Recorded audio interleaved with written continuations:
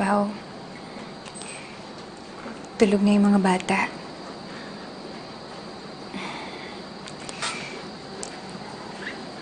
Namiss kita ng sobra.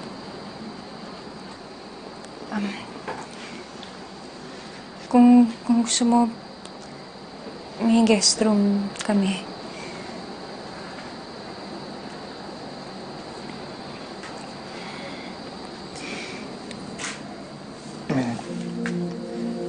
Wala.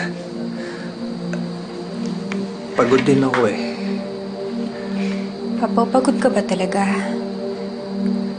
O umiiwas ka lang kasi galit ka pa rin sa akin? Hindi rin kasi madali para gawin sa akin yun eh.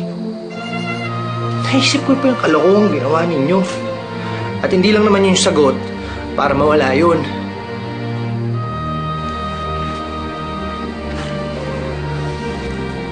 Gusto ko lang naman maging asawa ulit sa'yo.